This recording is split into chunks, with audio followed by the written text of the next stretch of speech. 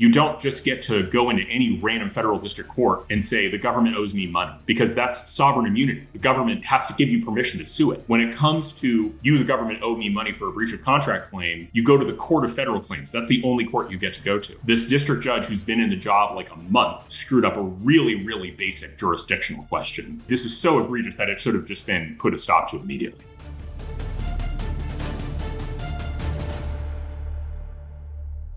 The Supreme Court released a huge decision on Wednesday, and a hugely complicated one too. I personally always find one of the most frustrating parts of these news cycles is being told by experts that something matters, but really not being able to grasp quickly their basic reads on a situation or trust their basic reads on a situation without being an expert yourself. So here's what happened with this case, and then we're going to bring on Will Chamberlain, senior counsel at the conservative Article 3 Project, to explain the administration's argument here. As Business Insider reported, quote, the U.S. Supreme Court on Wednesday sided against the Trump administration and upheld a lower court's decision to force the release of nearly $2 billion in foreign aid funds. The nation's high court ruled 5-4 in rejecting the Trump administration's request to cancel the foreign aid money from the U.S. Agency for International Development. So this is a significant fight over executive power, which is itself the most significant battle in the, quote, revolution being waged here in D.C. by MAGA right now. The Atlantic, though, read this decision in which GOP-appointed justices Amy Coney Barrett and John Roberts sided with the left, actually as a setback for the Trump agenda. Quote, the broader takeaway, though, is that this is now the second ruling, the first was Dellinger, in which the court has, in the same ruling, moved gingerly but at the same time denied the relief that the Trump administration was seeking, a Georgetown law professor wrote in The Atlantic. On the other hand, conservatives like my former boss, Sean Davis at The Federalist, reacted by calling for Trump to ignore the high court. Sean wrote on X, quote, if the Supreme Court is going to ascribe to unelected inferior judges the full powers of the presidency, then it's probably time for the president to ignore the Supreme Court. Sean continued to say, it's an absurd judicial power grab, and the Constitution itself all but requires the president to defend and uphold the Constitution by rejecting lawless power grabs. So again, let's bring in Will Chamberlain of the Article 3 Project to make sense of all of this from the perspective of the right. Will, thank you so much for being here. Thanks for having me, Emily. Have you ever been the victim of a data breach? I know I have, recently actually, and let me tell you, it's infuriating. It's bad enough that big companies are careless with our personal information, but what really gets me, they never seem to face any real consequences for it. Meanwhile, no one is putting in any effort to actually protect our privacy from American companies that profit off of our data. That's why I don't leave my online security up to chance. I use Aura, today's sponsor, to keep my information safe. Because, let's be honest, no one else is going to do it for us. Aura does the hard work for me. First, they track down data brokers who are selling my personal information and submit opt-out requests on my behalf. Give it a few weeks, and I actually stop seeing my info pop up in search results, which means less spam, fewer robocalls, and more control over my data. Aura also monitors the dark web around the clock and alerts me if my personal details, like passwords or social security numbers, are floating around where they shouldn't be. And if someone tries to use my information to access my bank or credit accounts, Aura lets me know fast so I can take action before any damage is done. And here's some serious peace of mind. Aura offers up to $5 million in identity theft insurance, so if the worst happens, I'm covered. Oh, and did I mention Aura includes a VPN with 100 plus virtual locations, so whether I'm working remotely or just trying to keep my browsing private, I know my connection is secure. Does your current VPN offer all of this? I didn't think so. Stop leaving yourself vulnerable to data breaches and data brokers. Go to aura.com/undercurrents to try Aura free for 14 days. That's enough time to find out just how much of your personal information is already exposed and take the first step to locking it down. Stay safe out there. I'm reading from a Business Insider article here just because, as a non-legal expert, I want to make sure that the wording is all precise and clear. Business Insider reports the U.S. Supreme Court on Wednesday sided against the Trump administration and upheld a lower court's decision to force the release of nearly $2 billion in foreign aid funds. So there are big policy implications of this, but it's also rippled into conversations about the conservative legal project more broadly. And Mike Davis, also of Article 3, posted on X, Dear Congress, the Supreme Court just allowed an activist D.C. Biden judge to sabotage the presidency and spend $2 billion in foreign aid money over the president's objection. Some on the right said, just ignore the order. Well, I just want to get your reaction to everything that played out after this decision from SCOTUS came down. So I think that there's a problem on the Supreme Court, which is that they're a little bit too obsessed with making sure things go through regular order when their lower courts are doing anything but, when their lower courts are wildly out of pocket. And I think that's what the Alito dissent is getting at. There's a reluctance among higher courts to intervene when it comes to temporary restraining orders. And in this particular instance, it seems that Roberts and Barrett were reluctant to quickly put an end to what Judge Ali was doing. And as a result, there's going to be a legitimacy crisis on the court, and there's a lot of problems. I think ultimately, if you're talking about within the next couple of weeks, this is actually going to get resolved in the government's favor. I think they have the better of the argument, and I don't think this is by any means the end of the story. But I think the court should have stepped in and put a stop to this right away. Okay, so that's a really helpful starting point. When you say it's going to end up getting resolved in the government's favor, what does that process look like after you have a Supreme Court decision? So all the Supreme Court decision did was it vacated a stay on an order by the DC District Court to immediately disperse a bunch of money.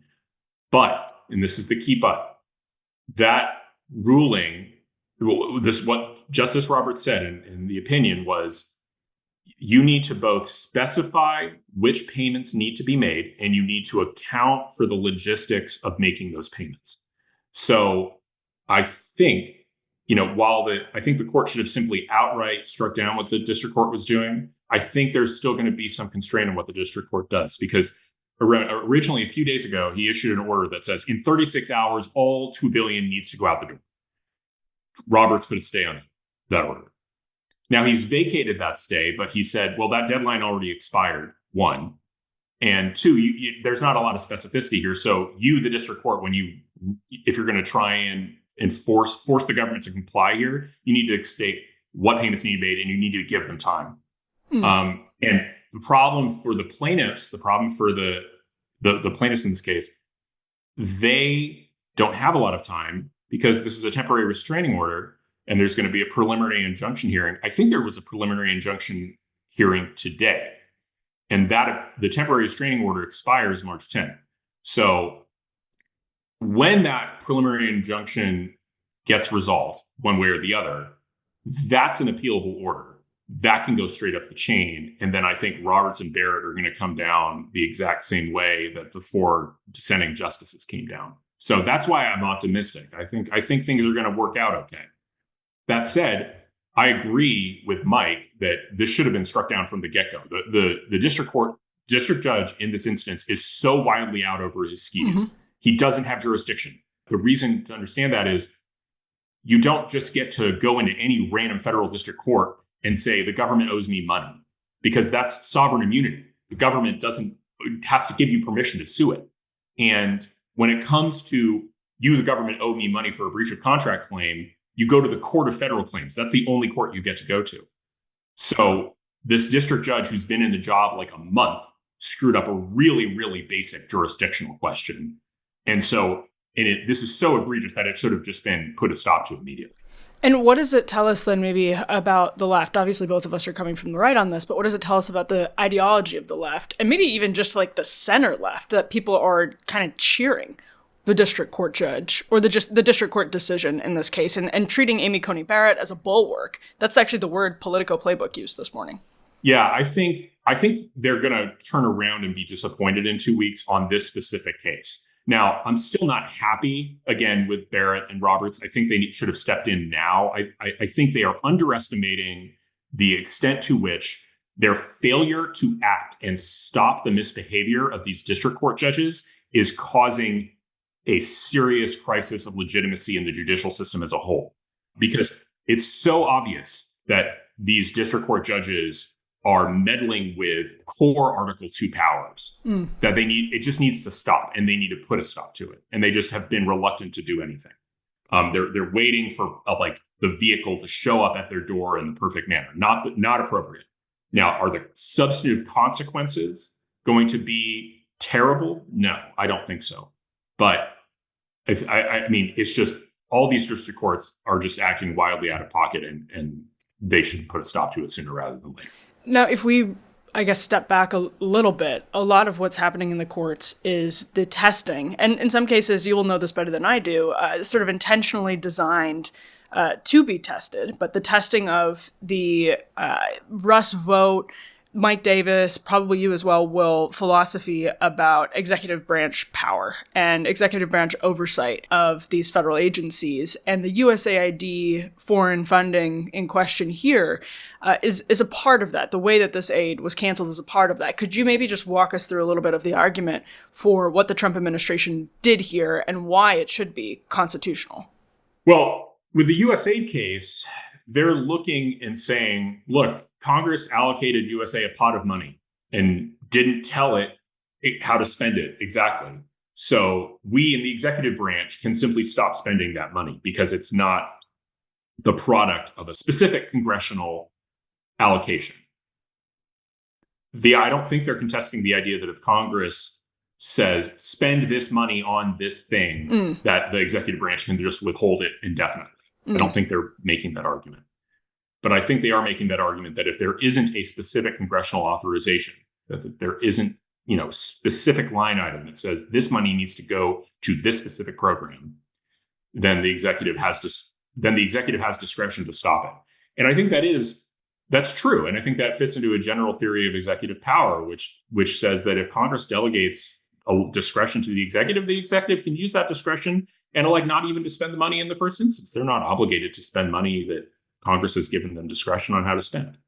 So it's a more nuanced argument than the general argument about executive power, which is also percolating through the courts, which is their ability to fire anybody they want for any reason, which I think is correct. I think the executive has removal authority, and we can talk about this a little later. The Humphreys executor case, for example, is wrong. The Trump administration actually just put out a letter saying we're not going to defend Humphreys executor, which is a case about whether or not the president has the ability to remove at will members of these multi-member commissions, things like the Federal Communications Commission and the Federal Trade Commission. So some of this really is, and again, you know this better than I do, but it is designed, not this case in particular, but it's designed to test Impoundment Act, the constitutionality of the Impoundment Act and Humphreys. My interpretation is, these are cases that have been identified over the course of the last decade as longer than that, but particularly over the course of the last decade as an impediment to true reform of the administrative state. And some of this is actually the process being set in motion successfully for the Trump administration and the broader political right. Yeah. The Trump administration is pressing forward with the unitary executive theory. And that's not Russ Vought. That goes back to, that's Scalia. That's a long time conservative theory. And Democrats often misunderstand it. It's not saying that the executive has absolute power, but rather that every bit of executive power that exists is vested in the president. There isn't some hidden executive power allocated to the legislative branch or allocated to independent agencies or allocated somewhere else in the government, shielded from accountability. All of it's vested in the president. And that's just a plain reading of Article 2, Section 1 of the Constitution, which says the executive power of the United States shall be vested in a president of the United States. Okay, so Amy Coney Barrett, back to Amy Coney Barrett. You have been actually a pretty long time, you've been someone who for a while has gotten criticism for being critical of Amy Coney Barrett, who was held up as, I think it's fair to say, a kind of conservative hero or a giant of the conservative legal movement during her confirmation process. How do you read what she did in the context of your broader perspective of ACB? I think in this case, she's being a little bit of an institutionalist to her detriment, as I've explained, right? The problem here is the broader legitimacy of the judicial branch when lower court judges are acting wildly out of pocket. But I don't think it connects to her broader moderation. I think she definitely would be considered right in the middle of the court at this point. She's not a reliable conservative vote. She's issued some opinions that I think are simply wrong. I think she was wrong on the presidential immunity case, for instance. I think in general, she's just a little bit too moderate. I think that she doesn't quite grasp the problems with what the left is trying to do to the court. And also not just what the left is trying to do to the Supreme Court as a whole, but the leftist lawfare project in general, and what damage it's doing against the legitimacy of the judicial system if you have judges everywhere issuing nationwide temporary restraining orders, even when they've been told not to. Can you tell us a little bit more about the important takeaways from the Alito dissent here, which, from my reading, was fairly aggressive? Yeah, it is fairly aggressive, and it's right on the substance. Did what this district court do follow the law? No, obviously not. And Alito was right for a number of reasons. First, there's the sovereign immunity problem. You have plaintiffs in a federal district court suing over breach of contract claims with the federal government.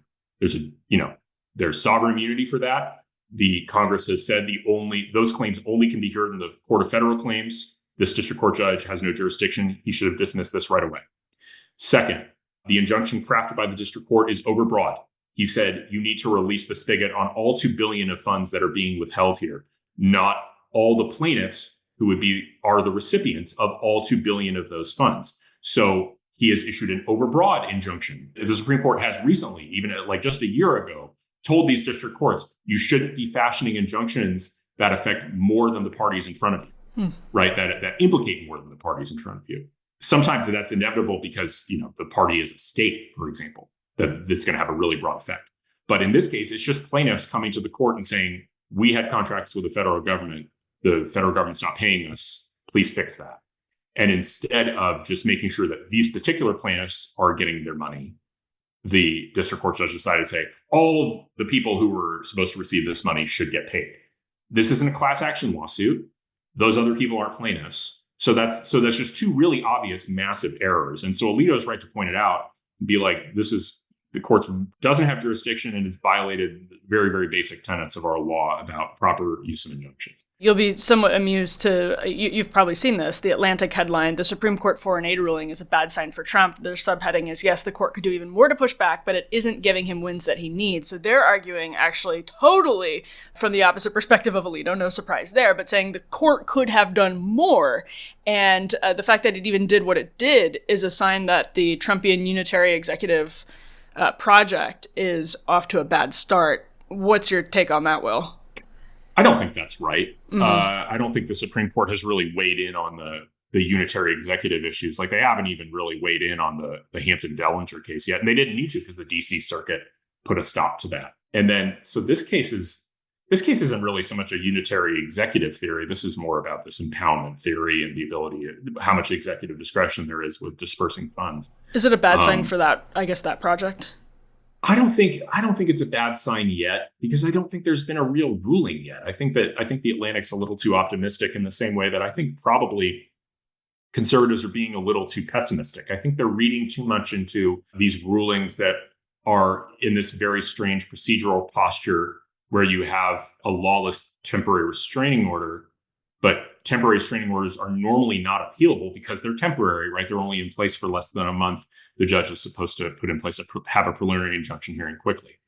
So I think if we actually, the bad sign will be that if we start losing on some of these preliminary injunctions, that's when you can say, okay, things have really gone off the rails here. I don't think we're quite there yet. I want to ask about the Sean Davis tweet in response to the decision. He said, if the Supreme Court is going to ascribe to, by the way, my former boss at the Federalist, he says, if the Supreme Court is going to ascribe to unelected inferior judges the full powers of the presidency, then it's probably time for the president to ignore the Supreme Court. And then he continues to say it's an absurd judicial power grab, and the Constitution itself all but requires the president to defend and uphold the Constitution by rejecting lawless power grabs. This is one of the big questions of the Trump administration is Trump has said we always follow the courts. And then there are people in conservative circles who say sometimes at this point, there's no use in following the courts. I wanted to get your opinion on what the best route forward is.